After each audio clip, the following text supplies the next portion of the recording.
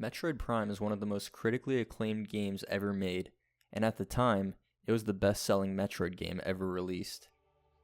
The question is, where do we go from here?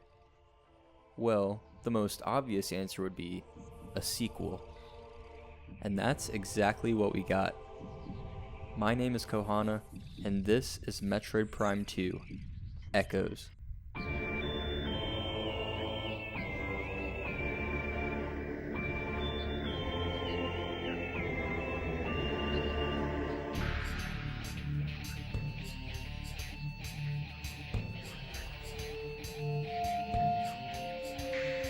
Echoes was released on November 15th, 2004 for the Nintendo GameCube, and it was developed by Retro Studios.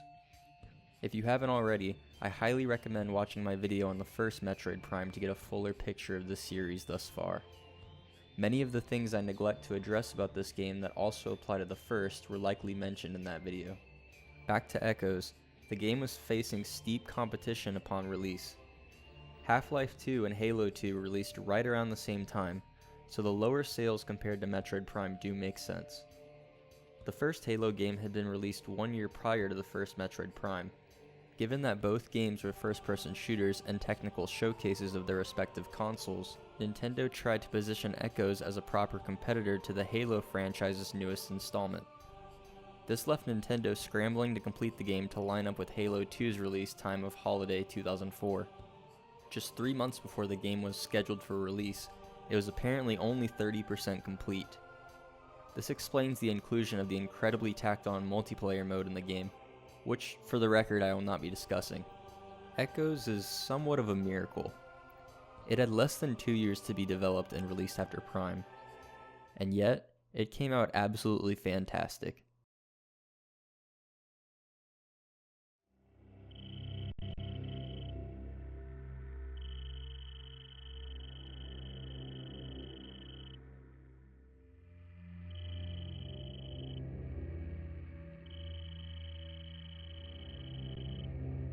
Samus is issued a contract to locate a missing squad of Federation troopers on planet Aether.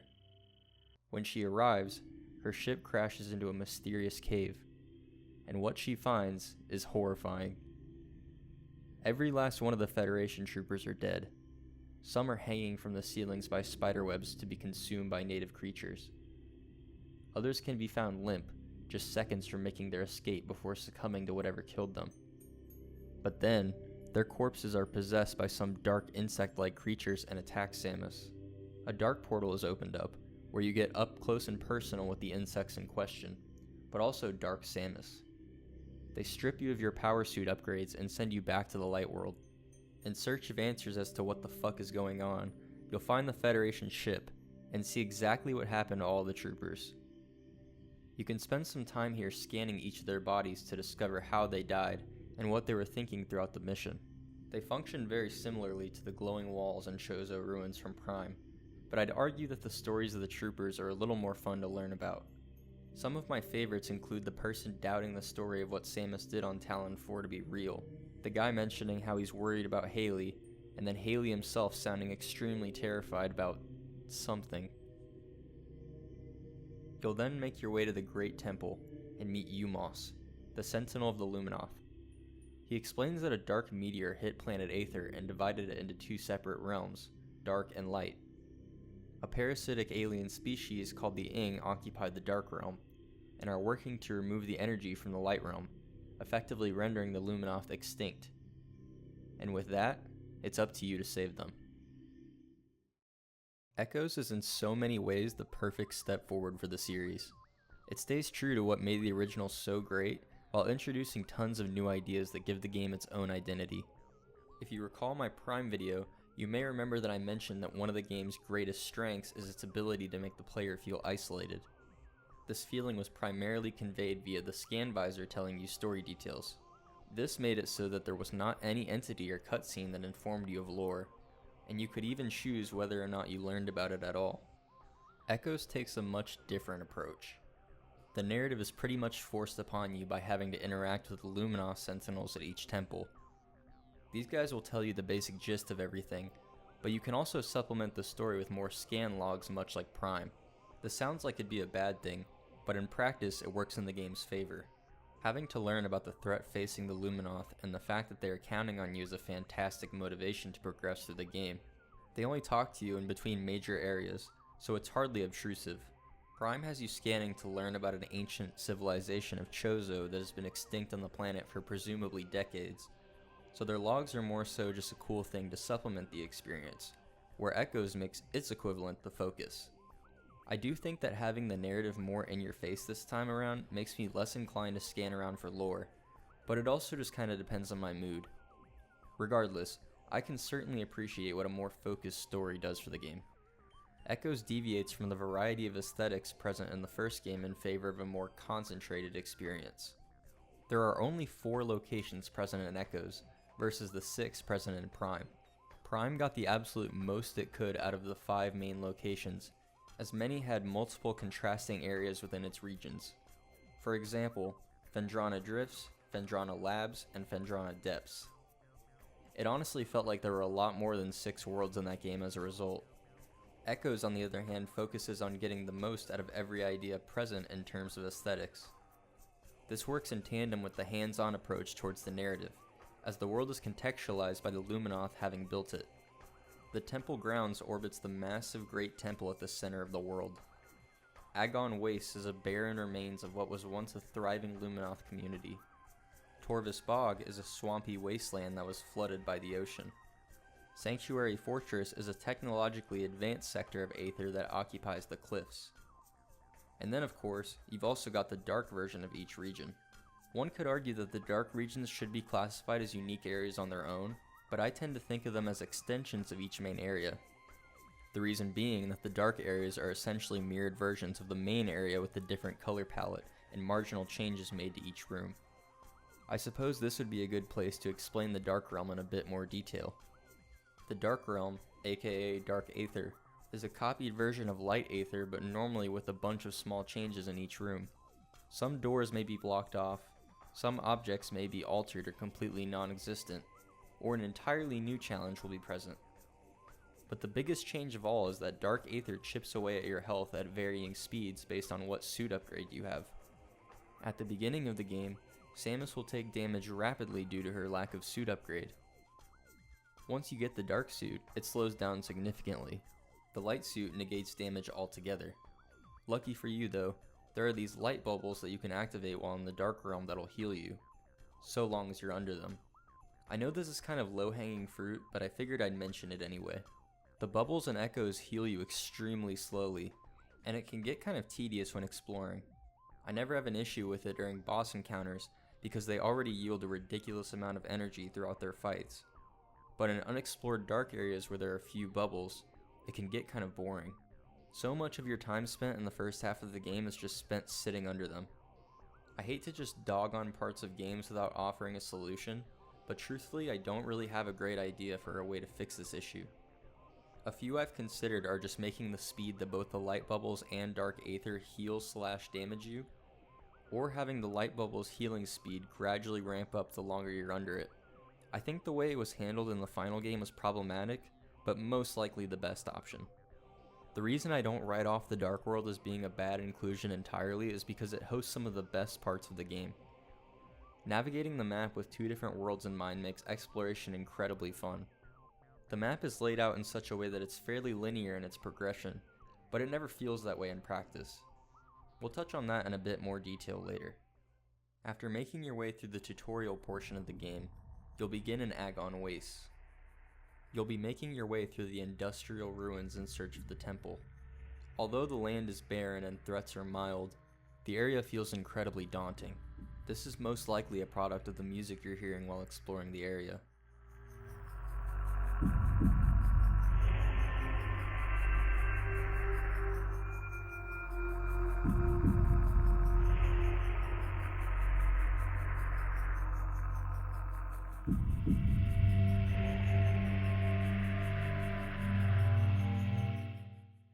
Despite how nervous you feel about the unknown, you must press on. Once you've gone through the Dark World and acquired the necessary upgrades to free the Dark Temple, it's time to go to Torvus Bog. Torvus Bog feels similarly unwelcoming to Agon Wastes. Although, by this point in the game, you'll be feeling much more confident about exploring a new region. The music of this area certainly reflects that.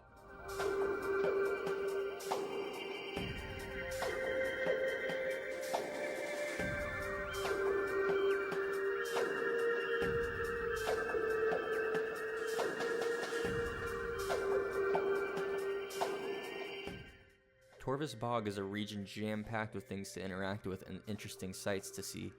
One of my favorite things in the Prime games is going through an area for the first time and just soaking in all of the surrounding doors and items that I've got to keep in the back of my mind for later on.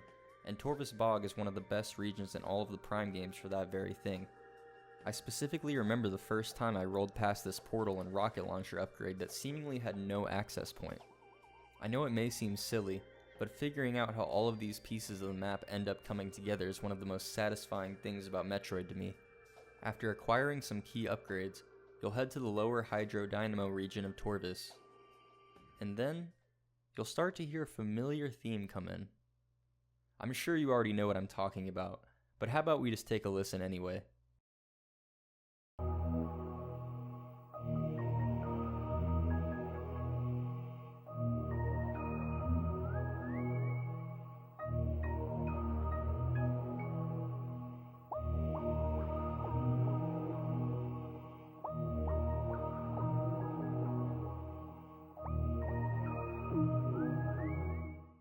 Who would have thought that a creepy, harsh red area's theme from Super Metroid would also work so well as a soothing underwater piece? Aside from music, I also love this area of Torvus because of how interconnected everything is. And like I said in the Prime 1 video, I love puzzles that get completed over time by completing smaller puzzles. Torvus Bog may be an absolutely fantastic region, but there's still one I prefer a bit more. Enter Sanctuary Fortress, the last main area of the game. This region has survived the attacks of the Ing, and it's evident that it's an extremely technologically advanced area. The music that plays throughout your time exploring the fortress makes this even clearer.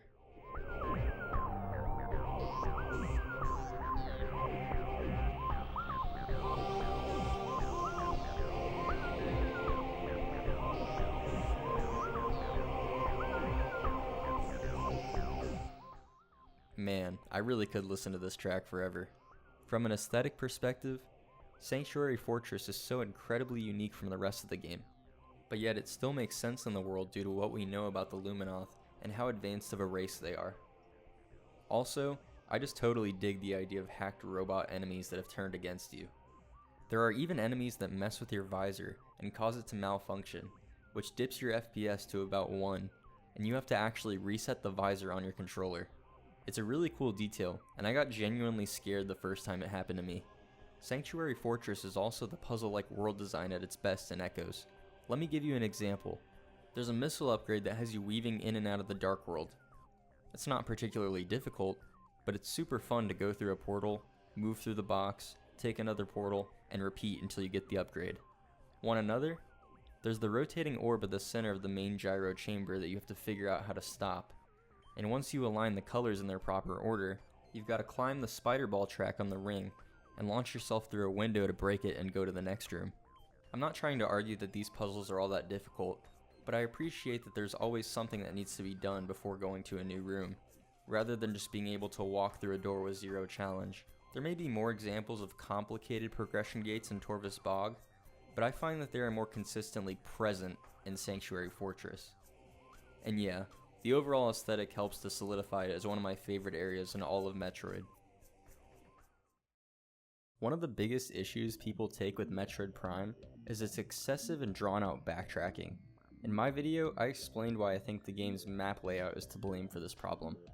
Well, the developers in Echoes must have looked into the future and watched my video that was made 20 years after the first game and fixed it. Rather than the scattered area layout of the first game's map, Echoes is designed as a clean, modular ring. The Great Temple is in the middle, with the 3 major areas orbiting around it. This makes it so every area is accessible from any point on the map. As a result, the main progression path feels very natural, even when you go back to previously explored areas. There are 2 item upgrades I recall that take you back to an old area, but because of the map structure, it's not anywhere close to as offensive as the space jump from Prime. It's much more in line with the 2D Metroid games.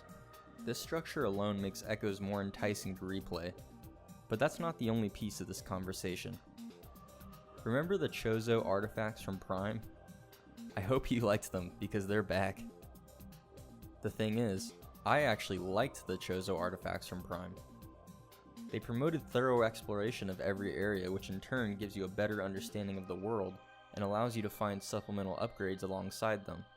I would feel the same way about the Sky Temple keys, which are Echo's Chozo artifacts, had they not made the requirements for them so rigid. See, you can only begin searching for the Sky Temple keys after acquiring the Dark Visor, which you don't get for a while. Even so, many of the Sky Temple keys require upgrades that you don't get until even later in the game, so you're pushed to collect all of them at the end of the game. Take for example the one where you have to go through the poisonous water, which requires the light suit. There's not really a good reason to try to get them at your own pace like you could the artifacts, since there are at least 2 temple keys in every location on the map. You'll be scavenging the region regardless. I much prefer the approach they took in Prime. The game being a sequel to the original Metroid Prime naturally brings with it a plethora of new items. The staple Metroid items return alongside the Charge Beam and Boost Ball, but new to this game are the Seeker Missiles, Gravity Boost, Dark Visor, and Echo Visor. The Screw Attack also makes its Prime debut, as I alluded to in the Prime 1 video. They actually figured out how to make it not jarring. I'm glad that they figured out how to implement the Screw Attack, and it's very fun to use, but I can't help but feel like it's a bit finicky. In certain areas, I can have trouble getting it to activate consistently, which can be pretty frustrating. Overall, it's a welcome addition. A big improvement over Prime comes in the form of the visor upgrades though. The Dark Visor is Echo's equivalent to the X-Ray Visor from Prime, which functions largely the same. It's really only used to uncover hidden platforms and key holders. The Echo Visor, on the other hand, is an entirely new idea, and I'm a big fan of the fact that they switched out the Thermal Visor for this one. Using the Thermal Visor was one of my least favorite parts of Prime due to how harsh the color was at times. The Echo Visor brings with it much more fun utility. Shooting down antenna and hitting key switches in the right order is a lot more engaging than activating conduits. It's even used for some bosses, but we'll get to that in a bit. I've intentionally been leaving out one of the biggest changes in regards to items though, because it highlights one of my biggest issues with Echoes, the dark and light beams. Those of you who are familiar with this game's reputation online are probably not shocked to hear that, but I take issue with it in a way that you may not think. Most people lament the ammo mechanic for reasons I don't entirely understand, but I welcome the change. It fits well with the game's higher difficulty, and it's fun having to balance out your ammo count between beams. Echoes carries over all of the combat mechanics present in Prime with the addition of the ammo count, so for that reason, Echoes has objectively more complex combat. This is great and all, but Echoes is perhaps the least combat-focused game in the Metroid Prime trilogy, which nearly ruins it. Metroid Prime had a solid mix of combat, exploration, and puzzle solving. Echoes is much more focused on puzzle solving than its predecessor, as I said before. Since your main method of progression is solving these puzzles, combat becomes almost entirely unnecessary aside from unlocking doors and replenishing beam ammo and energy. To make the prospect of combat even more undesirable, Dark Pirates are one of the most common enemy types in the game. To be frank, these guys fucking suck. They will teleport around and shoot at you, and they have an astronomical amount of health. They usually spawn in groups of 2 to 4, and this grinds the pacing to a halt. The developers realized this, so they made it to where if you take too long to kill them, they'll disappear. The thing is, it's nearly impossible to kill them before they all disappear, so the fight feels pointless. This is why whenever I find these guys, I just tend to wait them out because I know I don't have to fight them to move on. The Dark Pirates are pretty much the only enemy of note that you encounter in the Light World, and they leave much to be desired. The Ing enemies in the Dark World that you fight are much more tolerable, since they don't take forever to die. I still wouldn't call them anything great though. What made combat so good in Metroid Prime was strafing around enemies to balance dealing damage with avoiding it. And for the most part, that kept the space pirate encounters from ever getting too samey for me. In the Dark World, you've got to stay in your little bubble most of the time, so you can't strafe too much. It does add a layer of challenge to dodge attacks while staying under the bubble, but it doesn't reach the same levels of excitement it does in Prime. But this is only one half of the combat pie. Where the combat redeems itself is through the game's fantastic bosses. Echo's boss fights are some of the best bosses I've ever fought in a game, period. There are so many more bosses in Echoes than in Prime, which makes that feat even more impressive. Let's start with the 3 main bosses from the main areas. First up is Amorbus, a larva-looking creature that buries itself in the sand and jumps out like a dolphin. You've got to time your shots as it emerges to damage it. It'll then go to the center of the arena where you've got to attack it while dodging its attacks, all while trying to stay under the bubble of light. Once you've knocked it down, roll into its mouth and bomb it from inside. Amorbus will start attacking you with 2 larvae, and then 3. The fight gets increasingly more chaotic as the larva count increases, and it's fun to dodge its attacks and avoid the damage from Dark Aether. It makes for a great first boss, but we're just scratching the surface. Chaika is the next boss you'll encounter. You'll begin by fighting the larva form, and it functions similarly to Amorbus in the sense that it'll jump around you, but it has much more varied attacks that it also employs. Once you deal enough damage, it transforms into an adult and the fight begins once more. In this phase, you'll have to stun it and run behind it to shoot its wings. Both phases of the fight are a lot of fun, but my one complaint is how long it takes to finish. In my footage, the entire fight took about 16 minutes to beat, and I spent about 8 minutes in each phase. I understand that the length of these massive boss fights is part of the intended difficulty, and I don't have an issue with it in the other fights. I take issue with it here mostly because the Chaika fight doesn't introduce any new unique ideas aside from the 2 phases. They get pretty repetitive, especially phase 2. That said, it's still a great boss, and I'd put it above many of the bosses in Prime. Quadraxis is the boss of the Sanctuary Fortress region, and oh man, what a fight. It's based off the spinning enemies you encounter throughout most of Sanctuary. You'll first have to shoot at its legs as they turn blue, and then bomb its feet to stun it. Once enough damage is done this way, its head will separate from its body and fly around. Activate the Echo Visor and shoot its antenna until you've done enough damage. In phase 3, you'll have to leap on Quadraxis' head and Morph Ball and bomb the slots. I absolutely adore the variety of ways they have you take this thing down, and it's a fight I always look forward to. Emperor Ing is the last of the Ing bosses that you'll fight, and yeah, this is another contender for one of the best Metroid bosses ever. The first phase doesn't exactly give the best first impression, due to how janky shooting at the tentacles can be. On the GameCube version especially, it can be extremely hard to stay locked onto the tentacles due to how high up they are on the screen. In my footage, I'm playing on Prime Hack, the PC mod for the Prime trilogy, so it looks a lot easier than I'm making it sound. The arena feels a bit small for this fight, as it can be hard to avoid getting knocked down in the phase-on, but that's by design. I like the difficulty that this adds, since by now you don't have to worry about taking Dark Aether damage, so a new threat is needed. In phase 2, you'll have to Spider Ball on the Emperor Ing's head and bomb the holes while dodging the tentacles that come out. It's a lot of fun to try to dodge them, and it's incredibly rewarding to bomb the final hole. In phase 3, you'll have to match the opposite beam to the color of the Emperor's mouth. It starts getting more aggressive as the fight goes on, and it gets really intense. Health is few and far between in this phase, so you've got to dodge correctly. I wanted to quickly touch on some of the other bosses scattered throughout the world, since I've only talked about the main bosses thus far. The Boost Guardian is one of the most infamous fights in the game, because its attacks come out quick and they're hard to predict. I think it gets much easier once you know what you're doing, and the game is pretty generous with health drops. Honestly, I can't say I sympathize with the negative opinions people have towards this boss, as I think it's great. I just really love how they integrated the boost ball into its attacks. The Alpha Blog is fought in Torvus Bog, and this is another infamous one people don't care for. Its window for dealing damage is incredibly small, and if you don't dodge at the perfect time, you'll get hit. I do have trouble dodging it, but I never take enough damage during the fight to make it worrisome. I find that charging a super missile does the trick to kill it fast. It's a fight that I don't really mind, even though I get the frustration. Echoes does the unthinkable and integrates the Morph Ball into some of its boss fights as a core mechanic. Both the Spider Guardian and Powerbomb Guardian use the Morph Ball in some interesting ways for their fights.